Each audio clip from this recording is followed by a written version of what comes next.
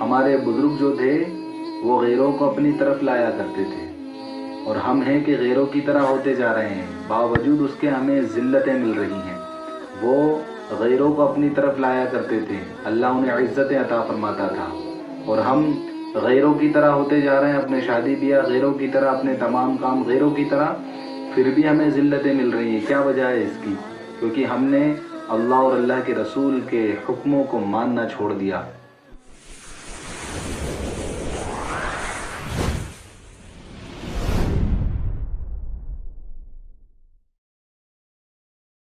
بسم اللہ الرحمن الرحیم۔ السلام علیکم ناظرین۔ اللہ تبارک و تعالیٰ نے قرآن کریم میں ارشاد فرمایا، سورہ نساء پارہ نمبر 5، یا ایہا الذین آمنوا اطیعوا اللہ و اطیعوا الرسول و اولی الامر منکم، جس میں اللہ تبارک و تعالیٰ فرماتا ہے کہ اے ایمان والو، اطاعت کرو اللہ کی، اطاعت کرو اس کے رسول صلی اللہ علیہ وسلم کی، اور حکم مانو ان کا، اور اطاعت کرو ان کی جو تم میں حکومت کرتے ہیں، جو تمہارے حاکم ہیں۔ ناظرین، اطاعت کا مطلب ہوتا ہے فرما برداری کرنا، حکم ماننا۔ ہمیں کیسی اطاعت کرنا ہے، کیسی فرما برداری کرنا ہے اللہ کی اور اس کے رسول صلی اللہ علیہ وسلم کی؟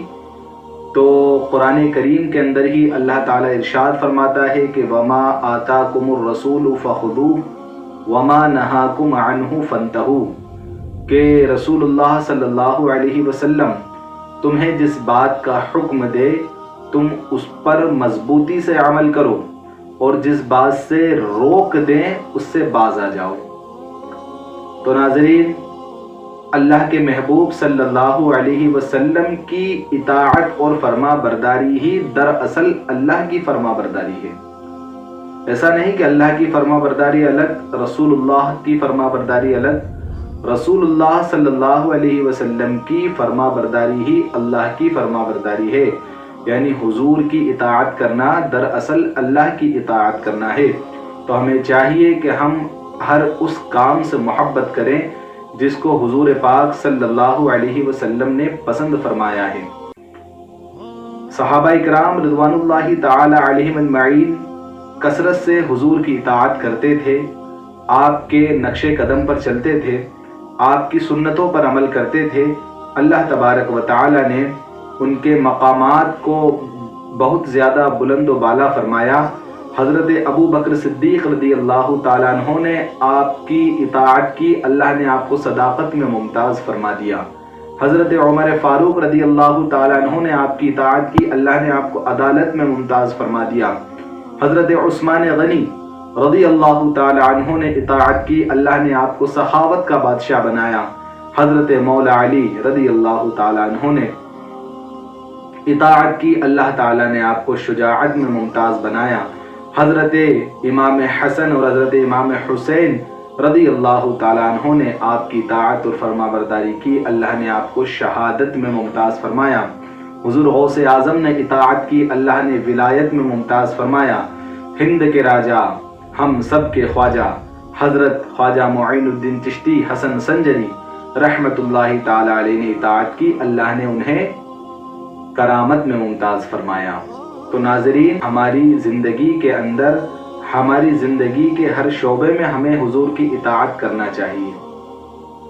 زندگی کے ہر شعبے میں، کاروبار حضور نے کس طریقے سے حکم دیا ہے، شریعت کا حکم، حضور کا حکم، شریعت نے کس طریقے سے کاروبار کا حکم دیا، کیسے تجارت کرنا چاہیے، اس میں ہمیں حضور کے نقش قدم پر چلنا چاہیے۔ شادی بیاہ کیسے کرنا ہے، اس میں حضور کی اطاعت۔ میت کے متعلق کیا کیا ہونا چاہیے، کیا رسم ہے، کیا شریعت ہے، اس میں حضور کی اطاعت۔ یعنی گویا کہ زندگی کے ہر کام کے اندر ہر مسلمان کو حضور کی اطاعت کرنا چاہیے، اور حضور کی اطاعت کا سب سے بہتر طریقہ ہے کہ حضور پاک صلی اللہ علیہ وسلم کی پیاری سنتوں پر عمل کیا جائے، حضور کی پیاری سنتوں پر عمل کیا جائے۔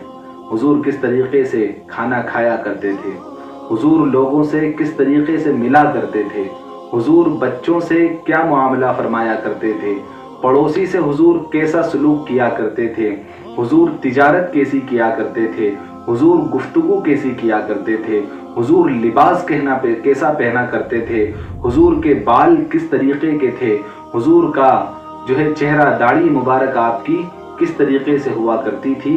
तो हर एक सुन्नत पर हमारा अमल होना चाहिए। जब सुन्नत पर अमल रहेगा तो इंशाअल्लाह अल्लाह ताला इज्जतें अता फरमाएगा, अल्लाह खूब शोहरत अता फरमाएगा। आज के इस मुआशरे के अंदर हम देखते हैं कि सुन्नतों पर की धज्जियां उड़ाई जा रही हैं, शरीयत की हर तरफ धज्जियां उड़ाई जा रही हैं। और अल्लाह के महबूब सल्लल्लाहु अलैहि वसल्लम ने एक मकाम पर तकरीर फरमाई और ऐसा वाज फरमाया, ऐसा बयान फरमाया कि लोगों के दिल हिल गए और लोगों की आंखों में आंसू आ गए। सहाबा अर्ज करते हैं कि या रसूल अल्लाह सल्लल्लाहु अलैहि वसल्लम, आज आपने ऐसा खुतबा दिया, आज आपने इस तरीके की तकरीर की कि जैसा कि कोई रुखसत करने वाला तकरीर करता है, कोई रुखसत करने वाला इस तरीके से लोगों को कोई अच्छी बात बताता है। या रसूल अल्लाह सल्लल्लाहु अलैहि वसल्लम, आप हमें नसीहत फरमाएं। क्या फरमाया कि आप हमें नसीहत फरमाएं। हुजूर पाक सल्लल्लाहु अलैहि वसल्लम की नसीहत सुनिए। हुजूर इरशाद फरमाते हैं कि मेरे बाद दो चीज़ों को मजबूती से थाम लेना, मेरे बाद दो चीज़ों को मजबूती से थाम लेना, एक कुरान, दूसरी मेरी सुन्नत। मेरी सुन्नत पर मजबूती से कायम रहना, कुरान को मजबूती से पकड़े रहना और अपने अमीर की इताअत करना, अपने सरदार की इताअत करना, चाहे वो हबशी गुलाम ही क्यों ना हो। नाजरीन, हुजूर की नसीहत समाअत कीजिए कि अपने अमीर की इताअत करना, अपने सरदार की इताअत करना। और कुरान की जो मैंने आयत पढ़ी ना सबसे शुरू में, या अय्युहल्लज़ीना आमनू अतीउल्लाह व अतीउर रसूला व उलिल अम्रि मिनकुम, व उलिल अम्रि मिनकुम का मतलब है और हुक्म मानो उनका जो तुम्हारे हाकिम है, जो तुम में हुकूमत करते हैं।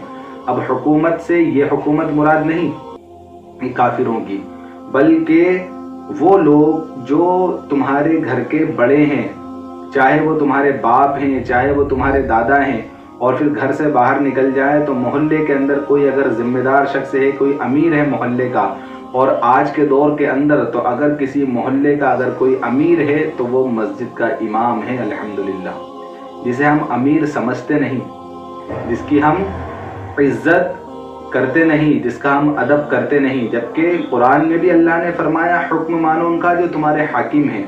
और जब हुजूर नसीहत फरमा रहे थे, हदीस पाक में है कि आपने फरमाया कि अल्लाह की इताअत करो और दो चीज़ों को मजबूती से थामे रखो, एक कुरान, दूसरा मेरी सुन्नत, और अपने अमीर की इताअत करो, चाहे कि वो हबशी गुलाम ही क्यों ना हो। हुजूर ने मिसाल देकर फरमाया कि वो हबशी गुलाम भी अगर हो तो भी उसकी इताअत करो।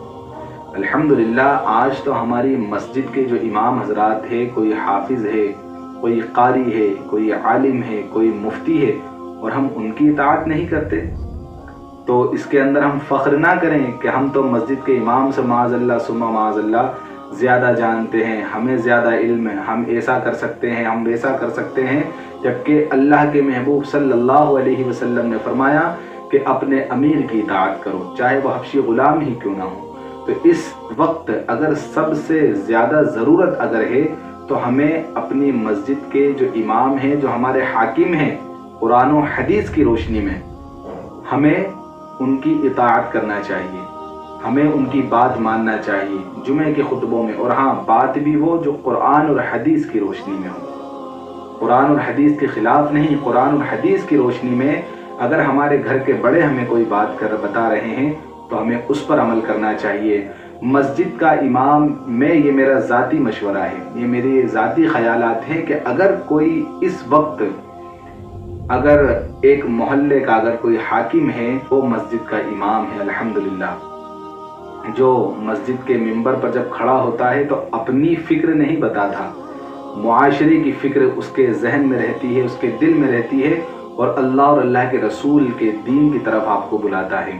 तो सामईन मोहतरम, इताअत करो अल्लाह की, इताअत करो उसके रसूल की, और हुक्म मानो उनका जो तुम में हुकूमत करते हैं, जो हाकिम हैं। तो हदीस में भी हुजूर ने फरमाया कि अपने अमीर की इताअत करो, और कुरान में भी अल्लाह ने फरमाया कि हुक्म मानो उनका जो तुम्हें हुकूमत करते हैं। और हुजूर ने यह भी फरमा दिया चाहे वो हबशी गुलाम ही क्यों ना हो। आज बड़ा अफसोस होता है कि हमने अपने बड़ों की बात मानना छोड़ दी। अब बड़ों की बात अगर कुरान और हदीस के खिलाफ है और वहाँ पर हमने अगर उनकी बात नहीं मानी तो कोई बात नहीं, वहाँ पर आप कुरान और हदीस के मुताबिक कोई अमल कर रहे थे तो वहाँ आप दुरुस्त थे। लेकिन अगर हमारे घर के बड़े, हमारे मोहल्ले के बड़े और हमारी तंजीम के बड़े लोग अगर कोई कुरान और हदीस के मुताबिक कोई बात करते हैं और हमें ताकीद करते हैं, तो आज के इस वक्त में, इस नाजुक वक्त में हमें ज़रूरत है कि उनके नक्शे कदम पर चलें, उनके बताए रास्ते पर चलें। तो हमें चाहिए कि हम अल्लाह और अल्लाह के रसूल की इताअत करें, अपने बड़ों का कहा माने। इंशाअल्लाह अल्लाह तबारक व तआला दोनों जहान की बरकतों से हमें माला माल फरमाएगा। अगर मालूमात अच्छी लगी हो तो हमारे चैनल को सब्सक्राइब ज़रूर करें। अल्लाह तबारक व तआला इंशाअल्लाह आपको जज़ाए खैर अता फरमाएगा। अस्सलामु अलैकुम व रहमतुल्लाहि व बरकातुहू।